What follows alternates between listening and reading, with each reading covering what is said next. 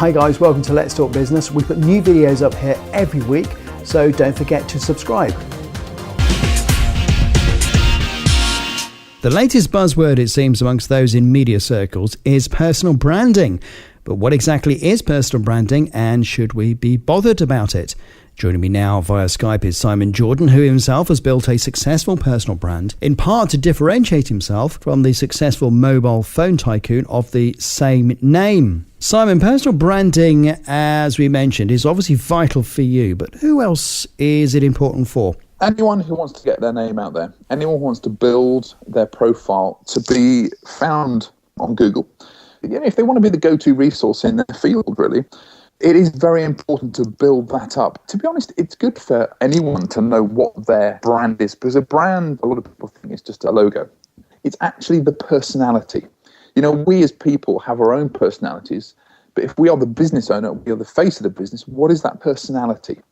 So when we brand ourselves, I really do specialise in this, the one-man band, the authors, speakers, these kind of people who really want to develop their brand. It's important to know, how do I want to come across?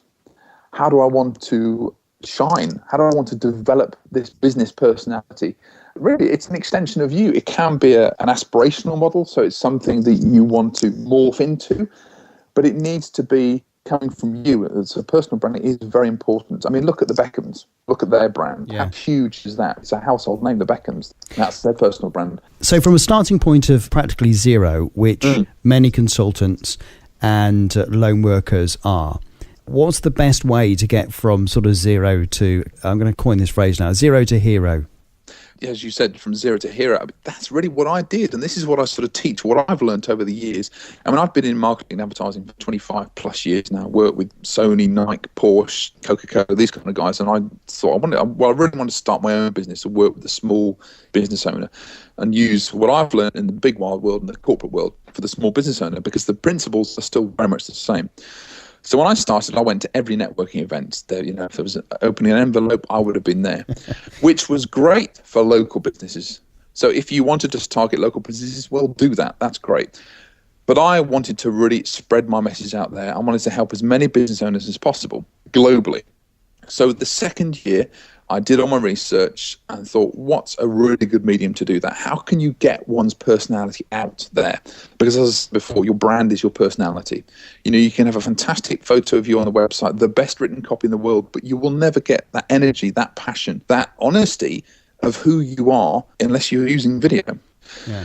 Second year of my business, I set up simonjordan.tv, and I was sharing my marketing knowledge, doing small, quick videos, 5-minute videos once a week, and sharing my hints and tips, because the great late Jim Rohn, the business guru or whatever, he says you're paid for the value you bring to the marketplace. And that's what I wanted to do. So I wanted to share my knowledge. So I'm proving to the world, look, I can do this. I know about marketing. Because anyone can stand there and say, I know about marketing, I know about blogging or whatever. Yeah. Well, okay, show me. So this is what I wanted to do. Finding your niche with your personal brand.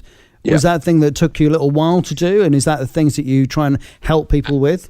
Absolutely, yes. You need to get clarity on who you are actually targeting. If you set up in business and you're saying, I want to target everybody, that's not going to happen. It might happen, but it's going to be a slow process unless you have a lot of money and a lot of time, which we don't. With the small business owners, we really don't. So you need to niche down and work out who is it you're actually targeting. So when you do videos, as I was doing, when you're doing blogging, adding content, marketing people, doing leaflets, networking, whatever, you are specific to who you are targeting, because it's not just who you're talking to that may be able to provide you business, become a client. It's who they know as well.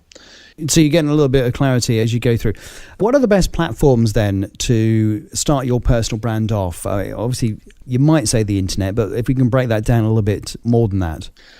Well, first off, when I did my personal brand, I thought, okay, well, how do I want to come across?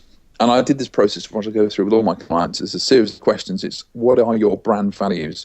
Who do you want to align yourself to? What do you want to become? What is your personality? How can you really emphasize certain areas of it?